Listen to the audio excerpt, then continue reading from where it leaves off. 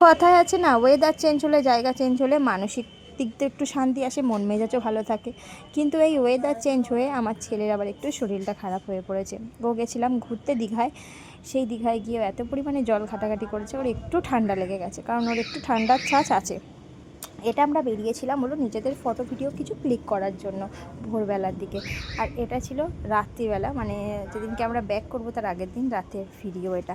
বেরিয়েছিলাম কিছু কেনাকাটা করতে, কাজু এইসব, ওখানে তো খুব ভালো পাওয়া যায় এগুলো, তো দেখে শুনে কিনতে হয়, নয়তো ভালো হয় না। আমরা দেখে শুনেই কিনেছিলাম, খুব ভালো এসেছে জিনিসপত্র, সব ভিডিও আস্তে আস্তে দেবো। আর এখানে উনি ওনার খেলায় ব্যস্ত, আর ওর বাবা ওর বন্ধুর সঙ্গে কথা বলছে। ওদেরই একটা বন্ধু ঘুরতে এসেছে দীঘায়, তাই ও কোথায় রয়েছে সেটাই জানাচ্ছে। আর এখানে ও বন্দুক চালাচ্ছে বাবার সাথে, মানে বাবা আর ছেলে সব দিক থেকেই ব্যস্ত। মাকে তো পাত্তাই দেয় না, মা মার মতন ঘুরে বেড়াচ্ছে, মা নিজেকে প্যাম্পার করছে, বাবা আর ছেলে নিজে নিয়েই ব্যস্ত। তারপরে কাকাই আর দাদুর সাথে বেরিয়ে পড়েছে গাড়ি চালাতে। এই যে দাদু আর ওই পাশে কাকাই নিয়ে ব্যস্ত, ওনার গাড়ি চালানো দেখায়। সে গাড়ি চালাতে দিতেই হবে, নয়তো উনি কান্না কাটি, জেদ তো প্রচণ্ড হয়েছে, সেই নিয়েই ওনাকে নিয়েই সবাই চলে গেছে। এদিকে আমি বেরিয়ে পড়েছিলাম একটু নিজেকে নিয়ে ঘুরতে, মানে নিজেকে টাইম দিচ্ছিলাম। ছেলেকে সবার কাছে রেখে দিয়েছি, কারণ বাড়ি যখন থাকি ছেলে আমার দায়িত্বে থাকে, আর একটু রাস্তায় যখন ঘুরতে টুরতে বেরোই তখন সবাই ওকে সামলায়, আর আমি আমাকে নিয়ে একটু ঘুরি। কারণ আমাদেরকেও একটু, মাদেরকে একটু নিজেদেরকে টাইম দেওয়া উচিত। কেউ তোমাকে টাইম না দিলে নিজেকে টাইম দিতে হয়, তাই না?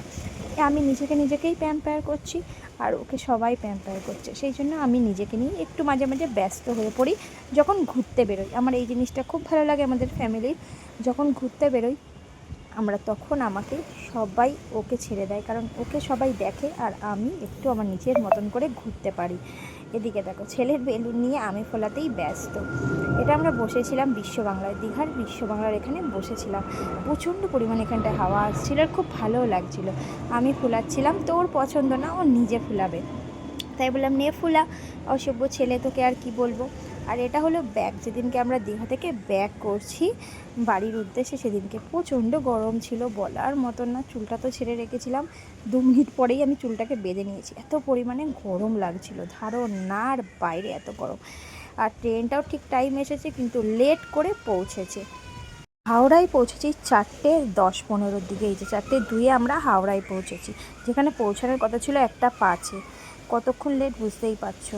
বাড়ি এসে দেখো জিনিসপত্র নিয়ে বসেছি, ছেলের খেলনা, এদিকে মানে আমার ভাইজির জন্য একটা খেলনা এনেছি, ব্যাগ এনেছিলাম, সব তো দেখে ওঠাতে যায়নি। আর এগুলো ফোন স্ট্যান্ড ছিল, এনেছিলাম কাজু, এনেছিলাম ড্রাই ফ্রুট, মা একটা শঙ্খ কিনেছিল আর শাখা কিনেছিল, সবগুলোই মোটামুটি সব ভালোই এসছে। আর কাজু আর এই ড্রাই ফ্রুটগুলো সত্যিই অসাধারণ, আর এই বাদামের খাস্তাগুলো খুব সুন্দর হয়েছে, সব মিলিয়ে সব কিছু পারফেক্ট ছিল।